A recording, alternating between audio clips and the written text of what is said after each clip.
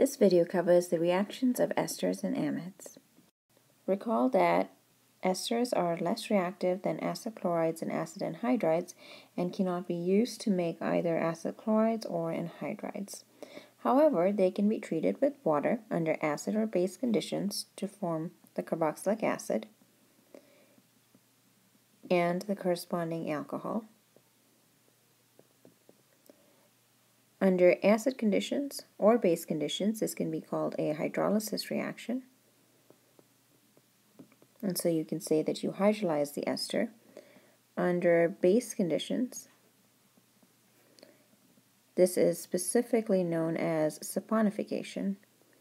And the usual reagents are sodium hydroxide or potassium hydroxide. Esters can also be treated with other alcohols to replace this R group, and this is usually performed under acid conditions, and it's called a transesterification, where you're switching the ester groups.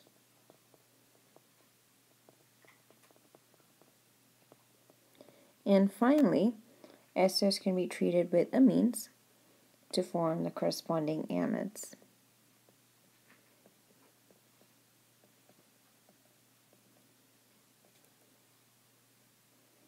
Each of these cases undergoes a nucleophilic acyl substitution in order to form the respective products, and I recommend that you practice these mechanisms.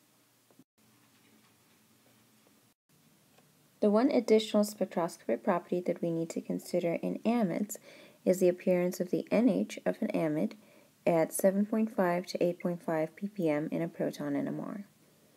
When we consider the reactions of amides, amide bonds are very stable and are very unreactive, and so if we need to hydrolyze an amide to the corresponding carboxylic acid, we need very harsh conditions. So for example, we would need water with strong acid or strong base and heat. Amides can also be reduced to the corresponding amines using lithium aluminum hydrides, and that would form the reduced amine. Now pause the video and predict the major products for the following reactions before moving forward.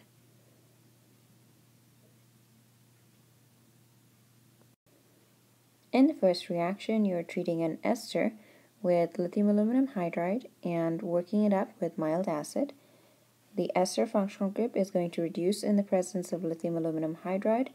The first addition of the hydride is going to follow a nucleophilic acyl substitution to form the intermediate aldehyde, and that's going to be reduced to the alcohol. And so your final products are going to be these two alcohols.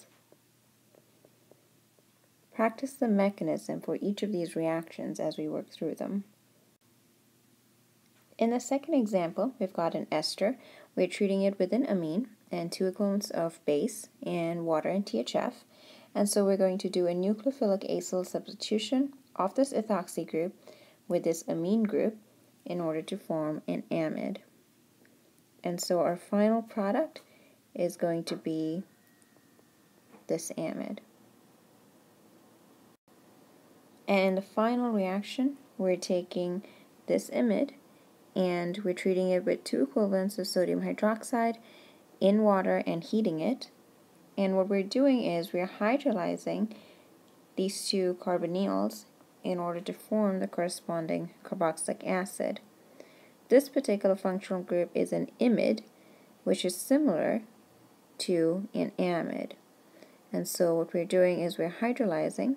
Initially, we will get the carboxylate anion, which upon workup is going to give us the dicarboxylic acid.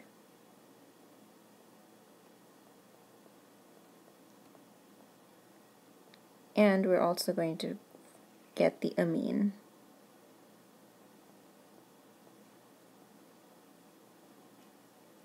Now pause the video and draw a detailed mechanism for the following reaction. Overall, we're doing 2 nucleophilic acyl substitutions to replace this amine with 2 equivalents of sodium hydroxide form the dicarboxylic acid and release the free amine. So the first step is to start with a nucleophilic acyl substitution on one of the carbonyls.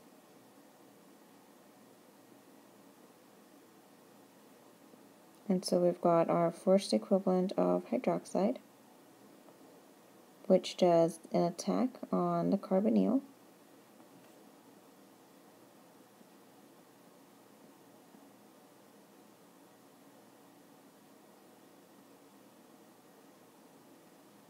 And this results in the formation of the tetrahedral intermediate,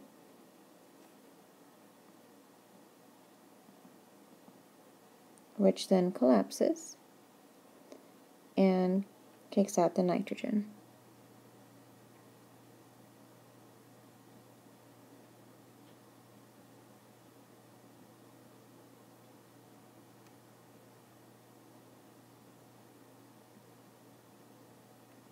Remember that this carboxylic acid proton is very acidic and is going to undergo a rapid proton transfer under basic conditions to make the carboxylate anion.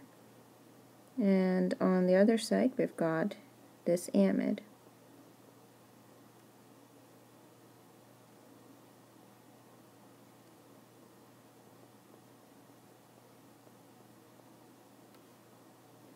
And so now we're going to have our second equivalent of hydroxide.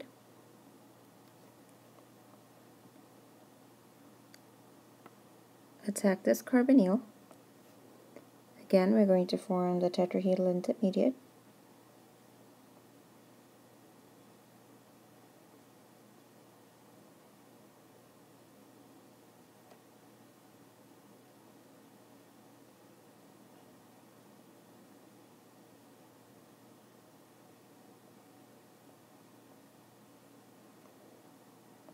And the tetrahedral intermediate is going to collapse and kick out the nitrogen again.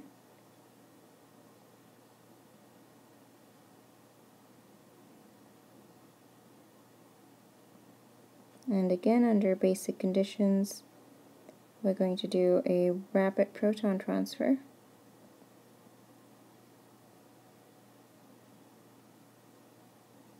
To form the carboxylate.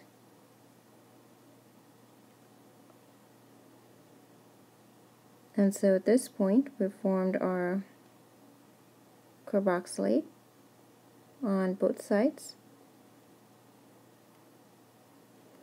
And we've got our amine.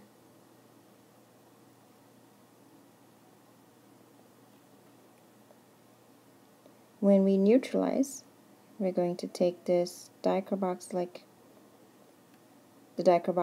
anion,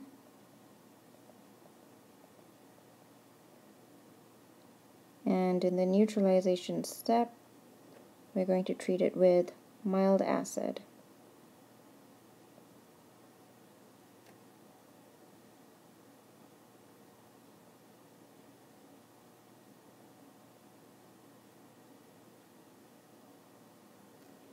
At this point, we have protonation to form the carboxylic acid, and then protonation of the other carboxylate as well.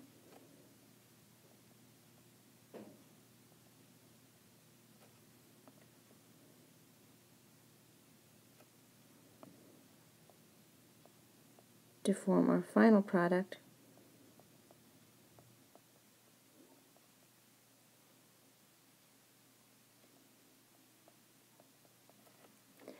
the dicarboxylic acid.